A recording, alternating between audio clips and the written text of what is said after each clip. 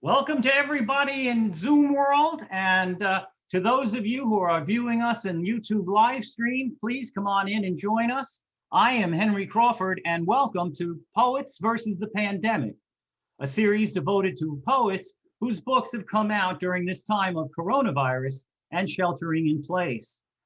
Tonight, we're featuring poet Grace Cavalieri, who will be reading from her new book, What the Psychic Said. We'll also be hearing from guest poets Diane Wilbon Parks and Rose Solari. Before we begin, I want to thank the WordWorks and Cafe Muse for helping sponsor this series. And I want to thank everyone here for joining us tonight. And I would especially thank WordWorks founder Karen Alanier, who will be co-producing the program with me tonight. Okay, let's get started. First, and most importantly, we want you to purchase the poets' books. So I will put a link into the chat that will take you to the places where you can purchase the books of each of our poets tonight. We also have a donation button on that page, so don't feel shy about donating to our program. We at the WordWorks and Cafe Muse will thank you wholeheartedly for your contribution. I'll also put into the chat a link where you can follow all of our WordWorks readings online. Sign up on the registration form and you'll become part of our mailing list, and you'll get Zoom links for all of our readings. Now, if you want to ask a question of our poets, and this is very important because we will have a Q&A session at the end, please feel free to drop a question into the chat and we'll try to get to as many of them as we have time.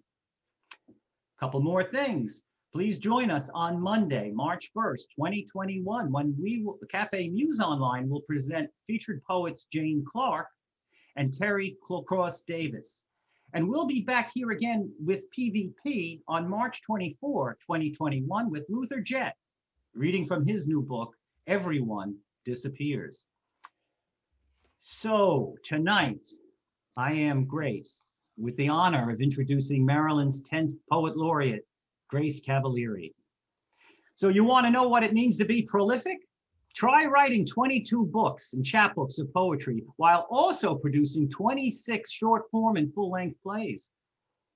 Grace Cavalieri's newest poetry publications include Showboat and the collection Other Voices, as well as her latest book, What the Psychic Said. Grace Cavalieri is the founder and producer of The Poet and the Poem on public radio, which is celebrating 44 years on air in 2021.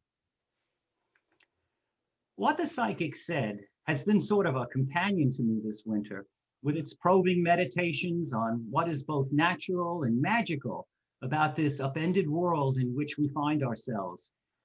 Grace Cavalieri is an adventurer, and what I love most is the surprise and freshness of her language, that language of discovery, and the newness of every page that absolutely belies a poet with so much work behind her. Grace Cavalieri works tirelessly for poetry in our area. She has time for everyone in our poetry family. And I'll never forget reading with her after I'd only been writing a couple of years and being treated by her like a colleague. But let me say no more. Instead, let's give a warm and boisterous welcome to Grace Cavalieri. Thank you. Thank you. Henry, that's the best. Thank you, Karen, WordWorks, Poets Against the Pandemic. And I'm here with, Henry said to hold it this way so everybody can see it. And it's my new book, What the Psychic Says. Now, it has several sections in it. And the first one, they're all kind of about love. But the first one is finding love in the wrong places. So this is about an octopus. And the reason that I wrote this is because I learned that the octopus has 3 hearts. And I thought, you know, he has 3 hearts and no one to give them to. And it really touched me very much. So this is called The Picnic by the Ocean. The octopus offers me one of his 3 hearts, briar and holly for friendship in the second and third, saved for times of longing, times of loss. A strange romance, I admit. Friends would never approve or believe. Yet he was untouched by human hands. How can we say this is not a source of wonder? Who will sing my song if not you, he asked. Who will dream of me as I lay under the stillness of water? Even an octopus can be eloquent, and then again, as we know, enormous need can become power. What am I supposed to do now? I stand by the water, my woolen dress unraveling in the waves. The octopus has 3 hearts. With seaweed in my hair, I enter. Sun skims on top of the blue as I become one with my breath. My lover sinks, flies down beyond currents. It's not unpleasant. You just have to go deep enough. Pieces of wreckage, pieces of what may have been flesh. What have I given up to get something I did not want? I never desired the octopus. I just didn't want anyone else to have him.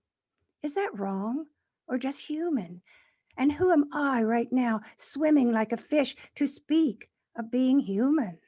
A traitor to all air and sunflower, I gave up feet in warm sand, my bonnet, a chair, cycles of stars for a promise. And what was that secret now? I forget. Is to marry a sea creature a sin? And what is sex below the surface? Just when I think he's gone, he appears ubiquitous, autonomous, filling all space. He'll never leave me alone, he says. That's what worries me, I think. It must be evening. I see clouds inciting the water reserved now for the last dark. He wraps his arms around me and holds on.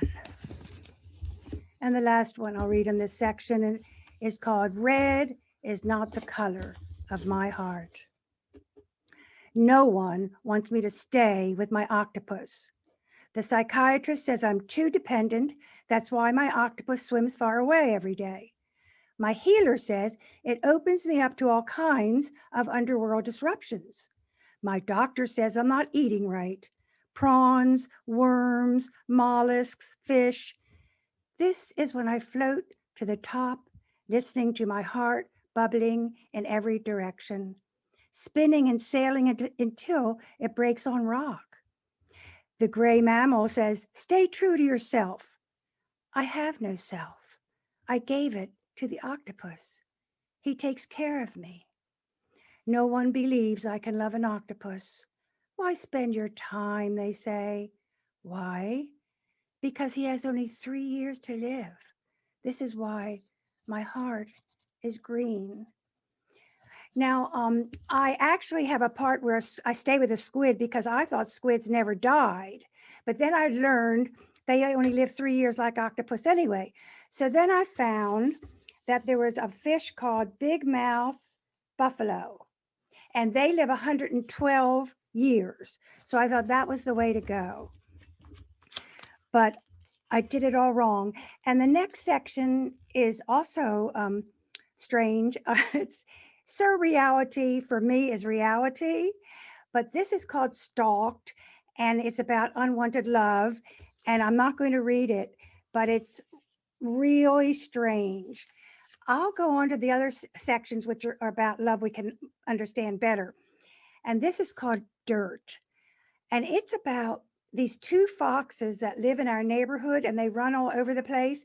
And one is a big, red, bushy, wonderful fox. And the other is this little mangy, gray, horrible one that I always worry about. And it's about that. I worry so much. Dirt. The neighbors are trying to catch them. The fat red fox with a fluffy tail, and the lean, mean, gray, scraggly one shitting on our pavement, daring to walk the lawn. His tail is long and sharp as a rat's. He has patches of mange all over.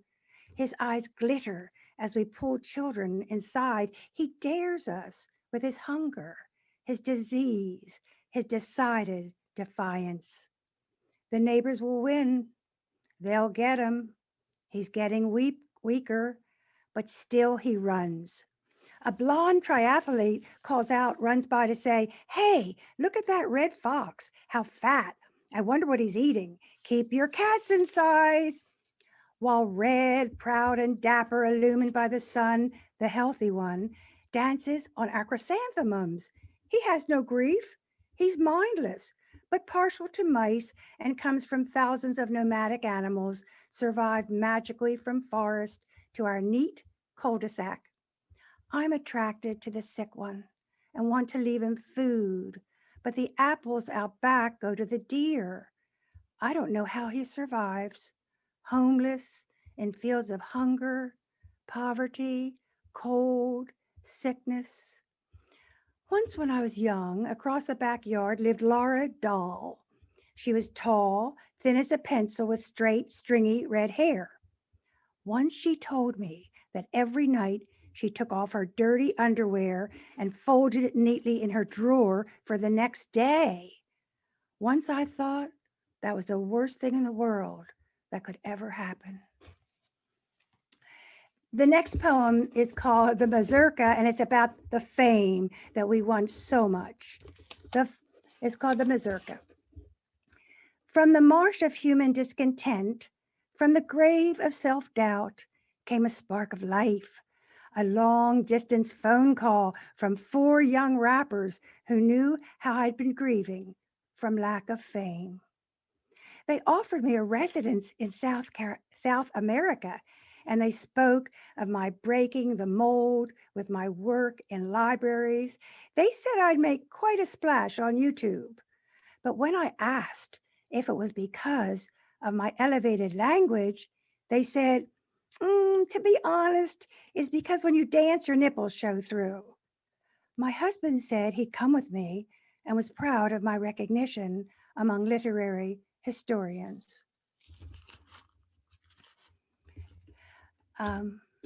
This is an Ars Poetica to all of us who are aging, whether we like it or not. Harbinger. You'll never get it finished. Don't even try. You can never return a life payment of kindness and hurt. You'll never arouse your first love again. You'll never learn the geography of the archipelago or name those yellow flowers shaped like angels by the side of the road. And you don't even care anymore about who bought you the white straw hat. You'll never visit the snow in Russia or play chess or service a computer. Forget it. Not in this lifetime. Your skin will never be soft and pink as your first child's. Nothing is left. So just be good. Don't try to be good. Be good. How? Don't ask. Just do it. The rest is none of your business. Now, I see my husband a lot in crowded rooms, and nobody else seems to. But this is about that, and it's called Dancing in the Dark. The party is in full swing, and I was the only one who could see you, although I thought you should be apparent to all our dearest guests. The day drifted like a cold picture, our futures filled with someone else's blood. Then I made the mistake, just as the wind sometimes does, of asking the guests what color shirt you were wearing, so bright and awake it seemed you were visible. Everyone was puzzled and made guesses. I thought they saw you singing out colors. Only I knew I was the only one. It was blue. It was blue. Tony Hogan is dead. You know, they're going off, leaving us like meteors, these poets that we love. Tony Hogan is dead. And my epigraph is, grief is the medicine in her mouth. Birds caught in my heart. All night the birds taped inside. Let them go, pressed against the pain beyond the wisteria. Tony is dead. All the equations in the world are blank. Birds, you can be Maria's laugh in the kitchen. Birds, you can be New Hampshire. Fly, run, leap, row, birds, while you can. Let's see where we're going next. This is about unwanted love. It's called The Hunk.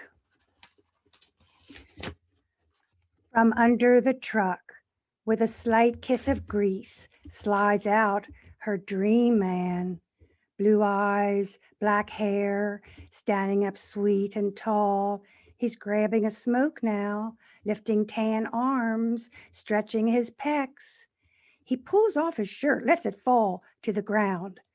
This could be it, she thinks, the end of oceans of sadness. But no, too quickly, his handprints are on her.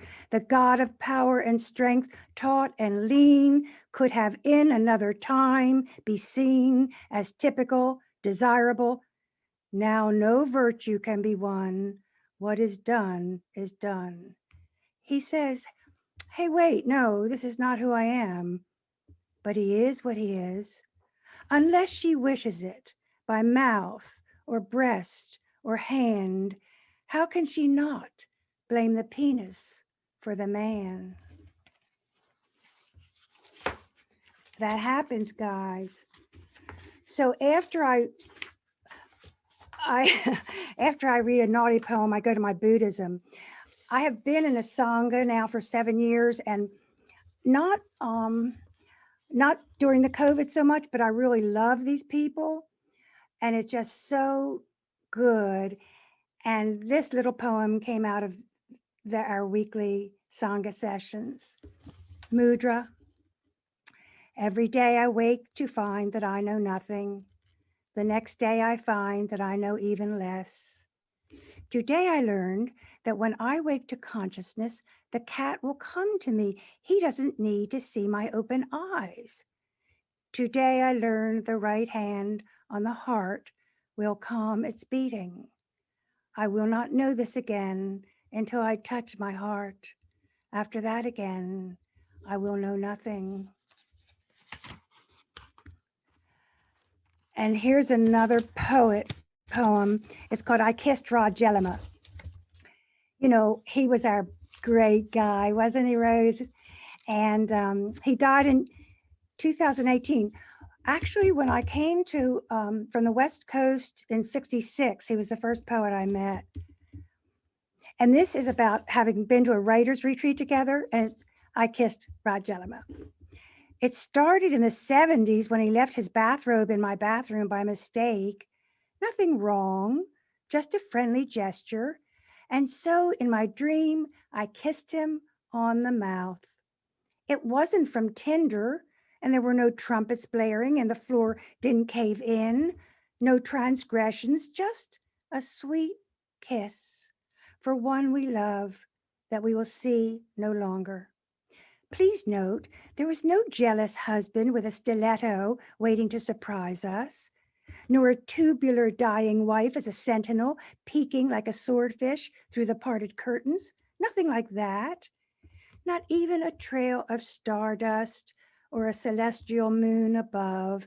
It's just that I leaned upward and kissed his bottom lip. Just that, and nothing more. So when I kiss a boy, I always go back to Buddhism. This is another little Buddhist moment. It's called Just This Again for Buddha. From the palest soil after the cold night within the shape of day, the edge of paradise, flaming winter's hill, moving with the morning, earthly beauty, ready for eternity. If we walk a journey, where will it lead? Or is it the path where there's no harm, merely the comfort of leaning in, surrendering? This is called Let's Not Shoot the Poets. They fish at night and dig by day. They were not born for death. Their heavens are low enough to touch, flashing illumination and desire. They make spring beautiful. They listen in their heads for autumn's breaking. They create and work, turning dead wood to life. Society's not enough, so they fly above its deception and crash into clouds of meaning. The bucolic would not exist but for their masterpiece. Hostile fire, stay away from the crush of boats crowding the shore filled with possible poets. They are like animals birthing, but never forgetting their loss.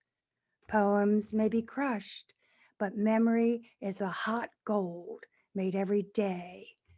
They stay.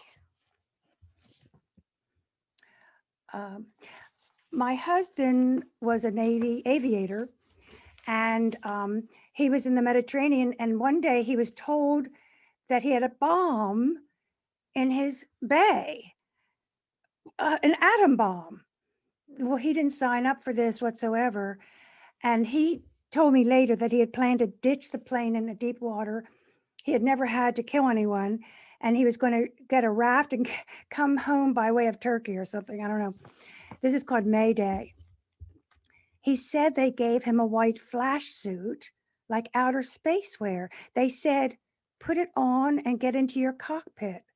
What peril this was, he did not know until they praised his plane that held your atom bomb.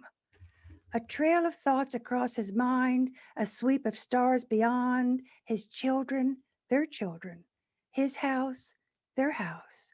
Pale with sadness and hate, he knew what he would do. Ditch the plane in water, the deepest part. The bomb would dwell inert, and he would raft home from the Turkish seas.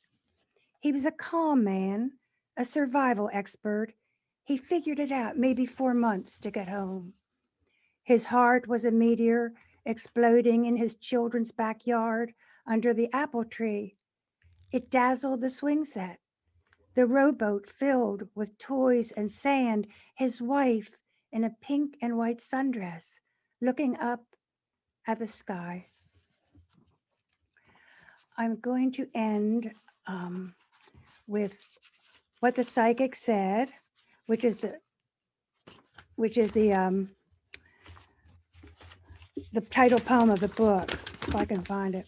Now, this psychic actually said this to me, and I totally believe it because I feel Mexican. He said I was born in Mexico last time and I was very poor and worked on the land. So it sounds good to me. What the psychic said. Did you know last lifetime you were a Mexican girl? I see you sitting against a white wall with the sun barreling down, dazzling your shoulders. No trees anywhere. You're staring out as if from a vacuum, seeking, I don't know what. Besides you on the ground, a harness, a thin horse in the distance eating pockets of grass. No one can trespass here. This is the landowner's yard. The distance, I see a mill. Can you remember how thirsty you were? How is it you were fluent? Perhaps by reading and writing behind the barn with Big Papa? Look at your dark eyes. No respite from the day ahead. But for now you sit against the wall, hot with noontime. Perhaps you're thinking of the Orient, a book you've read over and over. The pictures, oh, the pictures. Your eyes wide, you wipe your face with your skirt. Don't you realize that you came from labor, the fields? Now you know why this lifetime, why you cannot rest, how you search for beauty, why you can't stop dreaming of China. And my final poem is about, you know how the poems get ahead of you sometime and they start writing themselves. This poem is asking for your love. This poem is not usually like this. I don't know what came over it. It's mostly violet under the sun with a large yellow parasol and a pond with a center that never freezes. I swear I had no idea. I'm so used to trees of hearts and cherries within its branches. I can't imagine what woke this poem up with a truth I never wanted. It called out the tower window and said I was alone. That in itself is a morbid lie. I have long shadows in autumn and clouds anytime there is a sky. In fact, everything was going so well until this poem wanted to undress me and bring back my love and hold me close and rub my forehead when I had a fever. It had no idea what trouble could come from this, so I wrote it, then I ran from it, Now I can erase it to show I never needed it after all. Because don't you know, poem, if you have to ask for something, it's not a gift. Thank you, thank you, thank you so much for listening. Okay, everybody, that was a gift. That is Grace Cavalieri. Let's give her a big warm Zoom applause there. I'll give her a couple of clicks into the microphone. Thank you so much. Excellent reading. Thank you so much. And I'm going to pop the, once again, for people who've come in late, I've popped again into the chat the links where you can sign up for other WordWorks readings, as well as go to our book buying and donation page. So I just popped that into the chat. And now we'll switch gears a little bit. And I'll tell you that one of my favorite discoveries in 2020 was being introduced to the work of the Right Blend Poetry Collective. I am so pleased tonight to present the founder of the Right Blend, Diane Wilburn Parks. A gifted visual artist with 2 collections of poetry, Diane Wilburn Parks presents an outstanding talent. In her performance on Poets versus the Pandemic back in October as part of the Right Blend, I found her voice to be thunderous, but with a velvety texture that envelops the listener. So let's bring on this wondrous, thunderous Diane Wilburn Parks to Poets versus the Pandemic. Diane, come on in and unmute yourself and have at it. Thank you so much, Henry. And congratulations, Grace. I am honored to be reading beside you and Rose, and I can't wait to hold your book in my hand. So let me do this. I want to first start with a poem. It's a short one that is really dedicated to my mother, and it's called Back to Me. There is a lonesome call beating inside my chest. My gone mother is still holding my heart. I am still bleeding from every room that we've sung in. Every spoon jewel opens my mouth to find my lungs filled with a river of loss. I do not speak any language. My daughter carries all of my tongues. They will take her the long way. My mother's voice, though fading, is not far away. And still, I love what memories always do, bring her back to me.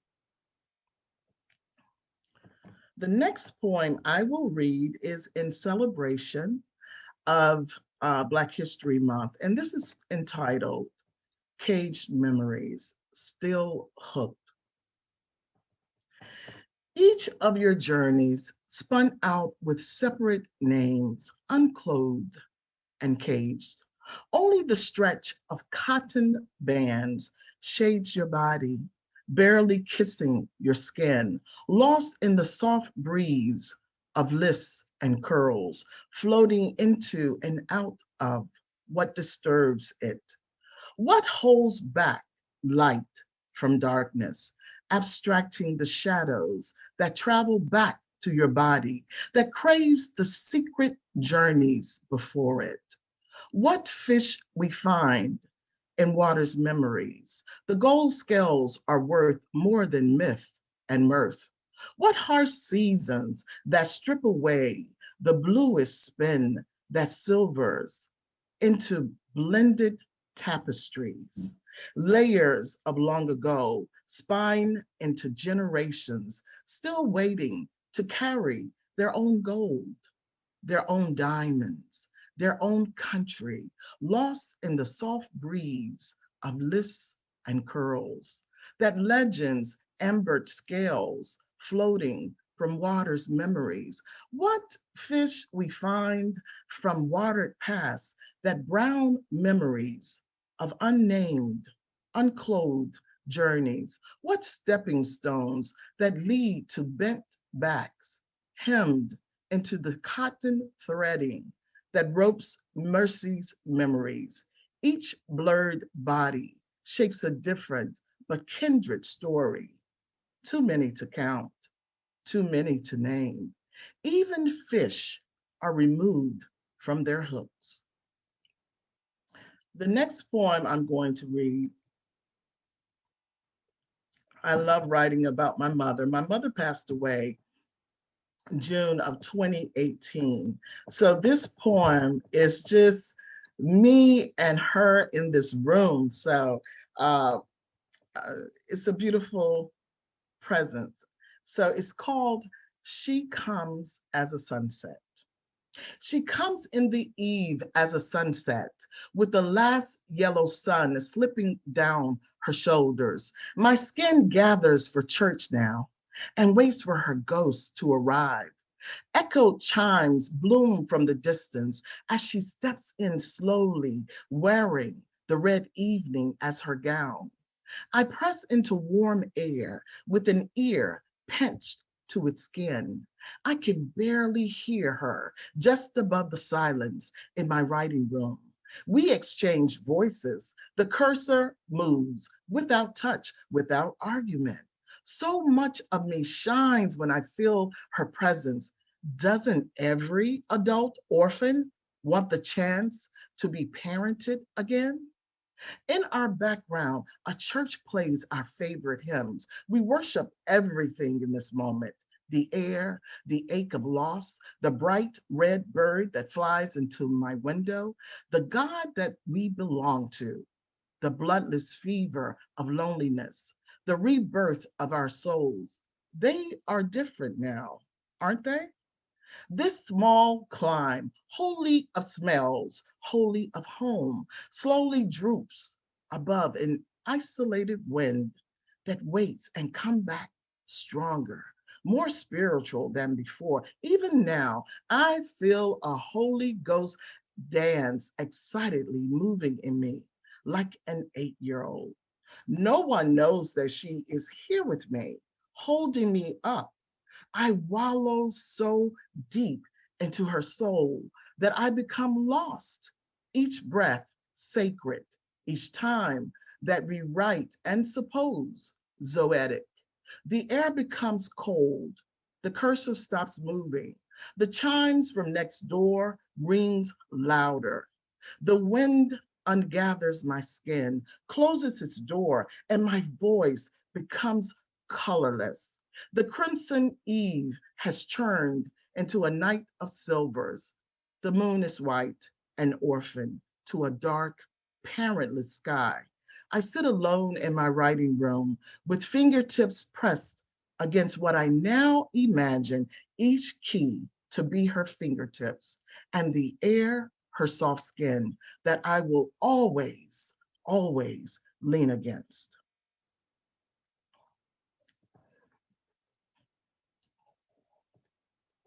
You know, well, before the pandemic, I physically worked in Colombia, and I always loved butterflies and nature. So this really was me during lunch and walking along a park, inside of a park, until this becomes old. May I have your wrinkles that push in the direction of towards, the outcome of all things known at the end of reach, but smell of youth. May I walk with your wings to the 4 points of completion, the place of God's voice, the whispering fold, the place we celebrate the straits that bend into forgiveness and arrive at the most sacred place of worship. May I have all of your wayward thoughts of June that lift up to see where your long troubles land. And in the fall, I will carry your wind-blown secrets like the world from blue bottles, reappear inside the feet of lakes where answers see. May I solace your white swaddle and isolate into turning to will my body to more than this, to come back with multicolored wings that love more than this. May I spread your wings and stop with you and watch your shadow walk on untouched grass. May I lay beside your thoughts until this becomes old, until we leave again. May I run with your colors and keep your echoes as my sacred. Only air keeps you falling back to me. We both push against the breeze in pursuit of new.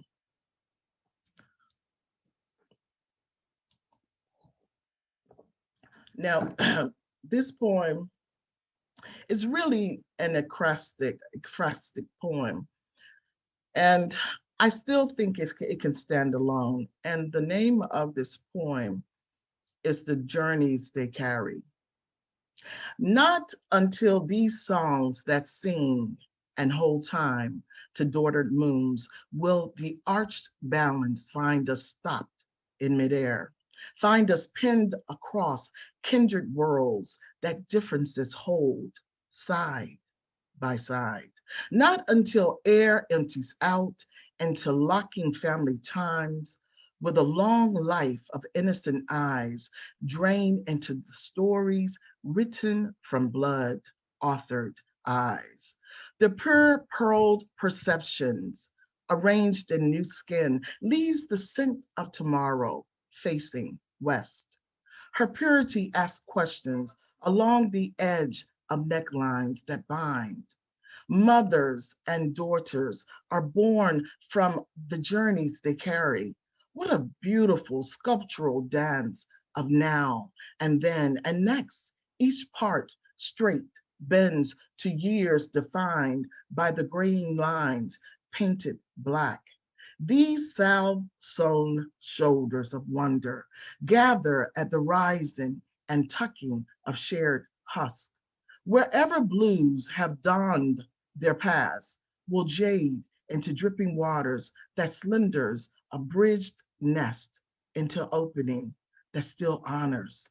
Not until the stretched dance twists into threading that frames a beginning and a glinting russet sunset will the contrasting years glow from purple to pink skies to return again to ask, where is the sun? Not until these knotted bloodlines dangle in between aged dawdled moons will a language without words lean out from every earned eye and posture the sun to rise from the ripened hands of a dawdled moon. And let's see. I have two more poems and then I will end. This is entitled Tender Trimmings. At the beginning, we look with new eyes laced in colorless skin that opens up like flowers. What we hear is muffled, closely stitched to the knotted past. The past is an old life that lies awake at night, worshiping its own God, moaning in the corners of eyes that wrinkle and write misguided stories of heart and haze. Each swollen shoulder spills into summer and carries the old triumphs and disappoint aged beauties. Let's place the world inside a tiny room and keep it locked. It will hold us to love, to truth, to language, with gentle candle-lit words. We will forget the wool skin, the beaded husk, the iron rind. We will hold on to such tender trimmings and knowings that become part of us in different ways. We will vaccinate whatever ails us and give ourselves more than what life and death knows of us. We will come with the wisdom of shepherds. We will come with the sun, the air, and the sacred winds that touch. We will speak of the smell of wild jasmine and lavender and what we ate along the ageless past. We will taste the words that we've traveled with. We will bridge into others and hold up life between one another's footsteps and the loose grains that we've given in this lifetime, where little is more, where the blooms, tender, petaled trimmings open and close. there is much to look forward to. And my last poem for this evening is how I see Grace. Okay, this is how I see you, Grace. So this is dedicated to you, my love. It is entitled "Give Me Light." In as much as you can take, give me light. In as much as I can dream, give me hope.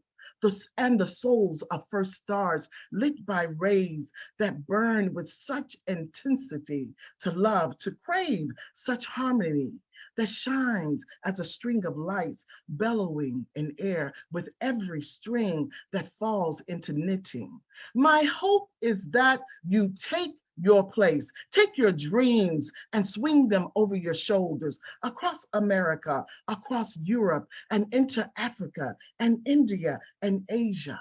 Leave your Moulin teas, fill every dark space with the candle of your smile, shade the moon of its starlit dust, spread your light and hope on others, open the jar of every part of you that loves, that sings and wants and dreams and hopes with the burning rays that rise inside your throat. There is always a sun spinning loose there. There are no secrets, there is no darkness, only light. Love like weddings, take the gaze from these God-stretched years, these cherished pearled reflections, this daydreaming skin that swells from the blue that glows like mirrors, from the lakes that swoon and shades of blue jade. Give the world the sound of trees full of air and hope. Bend into gold strands that leans in and shine. Every prayer is a melody. Roll your big, tall heads back. In as much as you can take, give your light. In as much as you can dream, give hope and love like the souls of bright stars. Thank you. Diane Wilbon Parks. Amazing. Thank you. Awesome.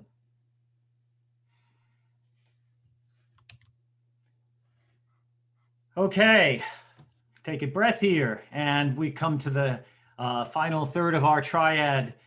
In case you missed our December program featuring Rose Solari, you'll now have a chance to hear this highly accomplished poet. Rose Solari is the author of 3 collections of poetry: The Last Girl, Orpheus in the Park, and Difficult Weather. It's the one-act play Looking for Guinevere, and also the novel A Secret Woman. She has lectured and taught writing workshops at many institutions, including the University of Maryland at College Park, St. John's College in Annapolis, and the University of Oxford Center for Creative Writing in Oxford, England. Her awards include the Randall Jarrell Poetry Prize and Emma Award for Excellence in Journalism, and multiple grants. In 2010, she co-founded Allen Squire Publishing. Rose Solari's work, for me, contains a lyricism that sneaks up and grabs you by the head and by the heart. She is an exciting reader of her work. So I will not go on any further. I will ask her to unmute and bring Rose Solari up to the Poet versus the Pandemic stage. Go for it, Rose. Great. Thank you, Henry. What a great night. I always love reading with Grace. She's been a mentor to me and a fairy godmother for years. And Diane is lovely to read with you. That was just gorgeous. So I'm really happy. I hope to live up to those two. Among other things, Grace runs a small press, so I thought I'd start with a poem from my second book, Orpheus in the Park, which Grace published.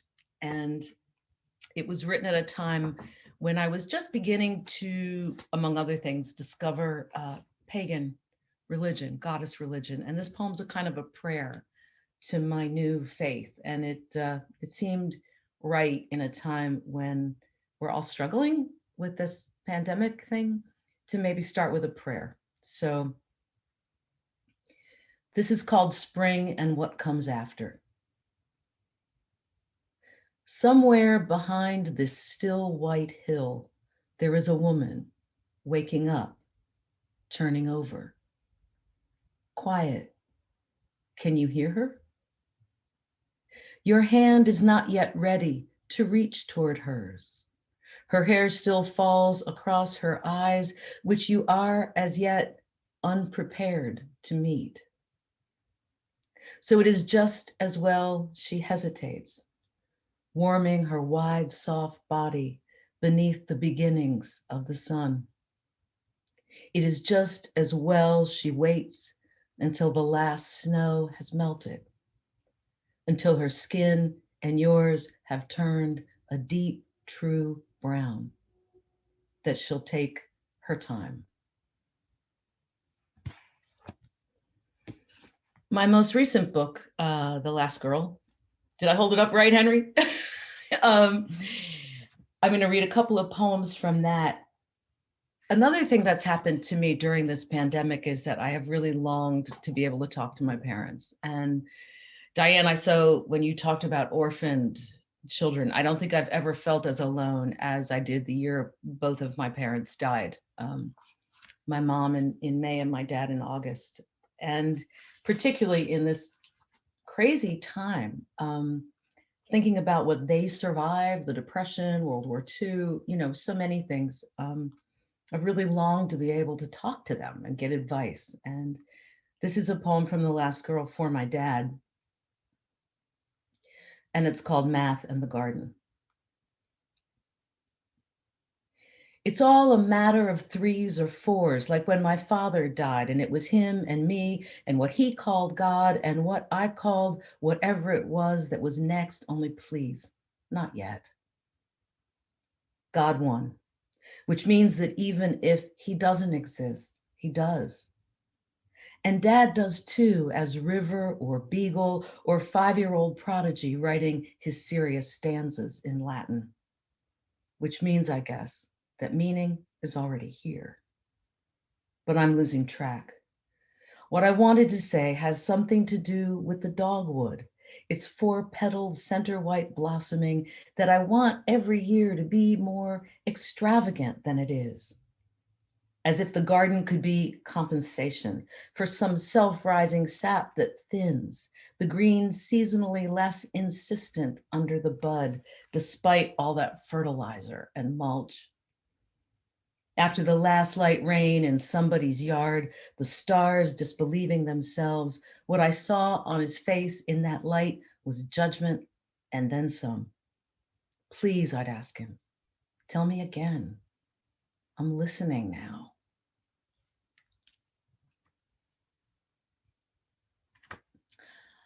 I'm going to move on to some more recent poems. These are a couple of poems that appeared in Fledgling Rag, which is a wonderful magazine published by Lee Hinton and Lisa Munson. And I'm going to read one that Grace encouraged me on, but first I'm going to read something kind of new for me. I don't usually work in form other than on unrhymed sonnets, which I have several of for some reason, Shakespearean form sonnets. But I've been really taken lately with palindrome poems. So for those of you who aren't familiar with that, it's a poem where you take the first half of the poem and then you repeat each line in reverse. Sometimes you have to change some punctuation. Sometimes you have to change a word here or there. I was inspired by Natasha Trethewey's work, who I think is just a master, but particularly of this form. And this is for my mom. I read one for Dad, and I'm going to read one for Mom. And this is called My Mother's Nocturne.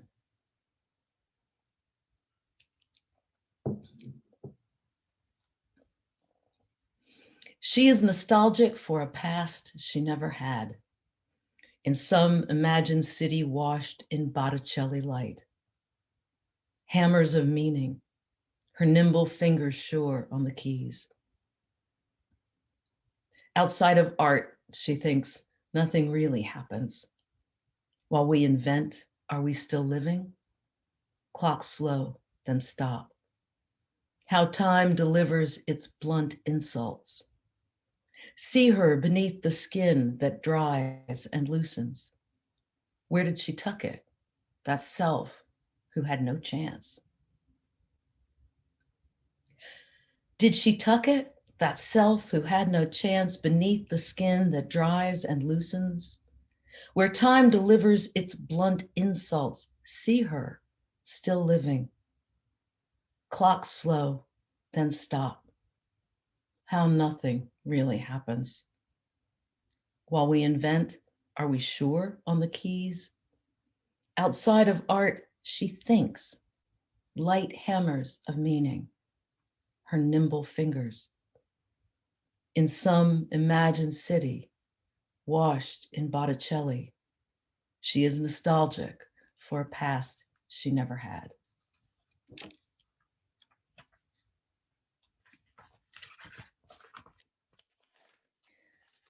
This poem is also from that Fledgling Rag issue, and many of the poems that are going to be in my next collection are about music in some form or another. My mother was a pianist, as you probably gathered, and I grew up listening to opera, and I have a deep love of jazz and all kinds of rock. And so I've been writing a lot of poems about music, and this one is one that Grace really encouraged me to pursue because it's a topic that many people have written about. It's about John Coltrane and about the album A Love Supreme in particular. And when I said to Grace, how can I imagine having anything new to say about that genius? She said, you have your experience to talk about, which was, thank you. So this is called Coltrane in Spring. 1. Let's start with Steve, for whose life certain kinds of jazz were as necessary as food or sleep or sex, and who never lectured but listened in his studio and his funky work week crash pad to the music of Miles Davis, Charles Mingus, John Coltrane. So one Friday night in spring, the usual crowd assembled at some rooftop bar. We shook our heads at the piped-in pop and split for his fridge full of Amstel Light, his swank sound system. He slid the record from its jacket. I lit the joint I'd carried all day in my jeans pocket. He set the needle down. Somehow he knew I could not talk and hear this, so we sipped and smoked in library quiet, even when he got up to flip sides, pop 2 more beers. When it was over, my skin electric with the beginning of a new idea, one I thought might change everything, I said, what was that? And Steve said, exactly. 2, because if you dig it all out at once, the blast might blind you. Because chaos cannot resolve without a fight. Because we have to go up to go down. Because if music might make you a wiser, more sacred being, this was for me at that time, that music. Because everyone kneels for something. Go find the right thing. 3. Steve had one last big show, packed up his paints and moved to New Jersey, took over the family business. His old studio on 9th Street is long gone. And the rest of the usual crowd dispersed, other lives, other countries, and some turned too soon to ash. As for me, today it is spring again, all the windows open, and I am washing the dishes and praising the return of the light when A Love Supreme comes on the radio. And all at once, I'm that girl again, hearing this music for the first time, all awe and exalted wonder, and at the start of so many adventures, except that I'm not. The distance between this woman and that girl thrums like a fat bass line, intent on breaking my heart. And then from outside, a robin sings back to Coltrane his own 4-note refrain, down, up, down, up. And for a while, man and bird keep tossing that sequence of sound back and forth as if together they just uncovered the first song, the one we all knew, the moment before we were born. And I started with a prayer, so I'm going to end with a prayer. This is very, very new. I haven't even sent it out anywhere. That's how new it is. I think the times we live in make us think of our own deaths. I think the age I am makes me think about my own death. And I have a great, great love for Sugarloaf Mountain in Maryland, which some of you are probably familiar with. So recently when I was thinking about the pandemic, and I think we've all thought, like, what if we don't make it through, right? What if we don't get there? And so this is a prayer I wrote for maybe one way of ending. And it's called A Prayer for Ending. Thank you, Henry. Thank you, Karen. Thank you, Grace and Diane and everybody for coming. I see so many beautiful, familiar faces out there. It's really an honor to be here.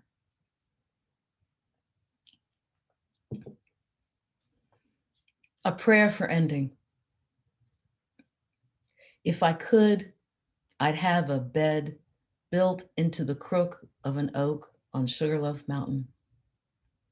Let it be shaped like a hand, cupped, capable, and wide, sized to the gods who still, from time to time, turn this place to shrine. Let it face west for the long-leafed sunsets, the perfumed air. And when it's time, perhaps in summer, let me climb the tree's rope ladder, pull it up behind. Let me lie my breathing time to the heart of the mountain, then slower, slower, until replete in the arms of the ancient, I'm wholly done. Thank you. Thank you. Okay, thank you all. Let's unmute them for a second. Come on back in. And I just want to thank everybody. Normally, at this point, we have a little Q&A and some questions and answers and so forth. But that was such an outstanding program. I think we're going to leave it exactly the way it is. Very, very spiritual. It was more, I think that tonight we created a sacred space in Zoom, if such a thing is possible. Thank you so much. And I think I'm just going to leave it there. And unless anybody has something more to say, if not, let me close the Poets versus the Pandemic in my usual manner here. I hope everybody has enjoyed this evening's readers and will extend your enjoyment to the purchasing of books and letting others know about this series. I'll put those links back into the chat again. So come back on March 1st, 2021, when Cafe Muse Online will feature poets Jane Clark and Terry Cross Davis. And we'll be back here again with PvP on March 24, 2021 with Luther Jett, reading from his new book, Everyone Disappears. So good night, everybody. Thank you for coming and stay safe.